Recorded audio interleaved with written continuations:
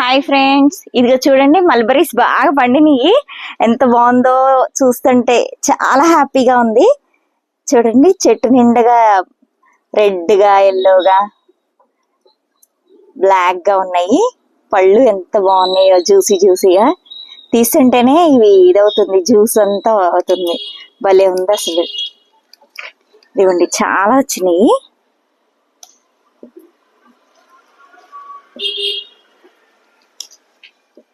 ఊడి కింద పడిపోతున్నాయి కూడా మొక్క మొదల్లో. ఇదిగోండి ఇలాగా జ్యూసీగా మనకు తెలుసుద్ది. ఈ టైంలో కోసుకోవటమే. భలే వచ్చినాయి అసలు. నల్లగా వచ్చేసినాయి. ఇప్పుడు బాగా తీయగా స్వీట్ గా ఉంటాయి.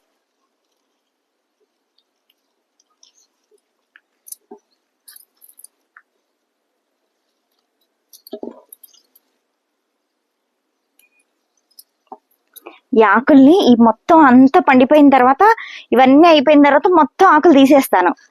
అప్పుడు మళ్ళీ అంతా చిగురు వస్తుంది వెంటనే.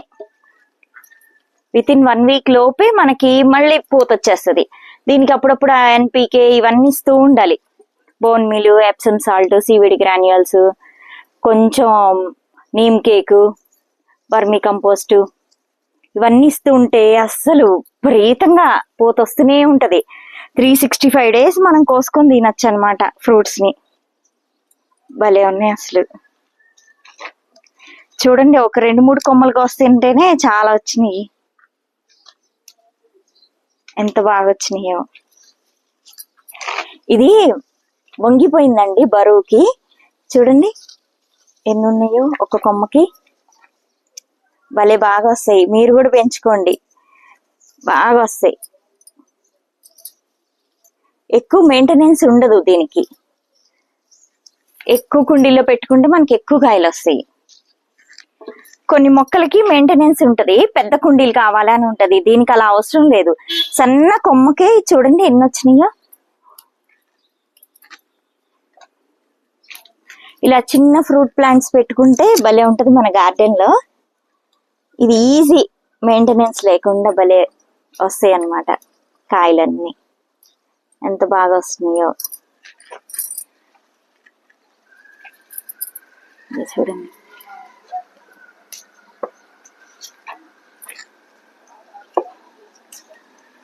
కోస్తుంటేనే పడిపోతుంది. ఇది చూడండి అసలు ఎన్ని ఉన్నాయో ఇక్కడ.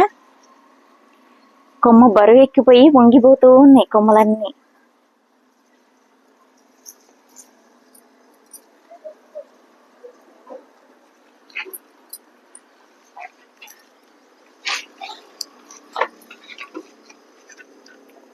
ఇదిగోండి చాలా వచ్చినాయి, ఇంకా ఉన్నాయి ఇక్కడ.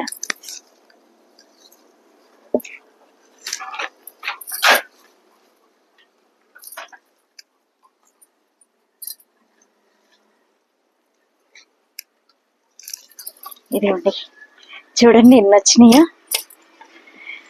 చాలా హ్యాపీగా ఉంది ఇలా చూస్తుంటే. మీరు పెంచుకోండి, మీకు బాగా వస్తాయి మల్బరీస్.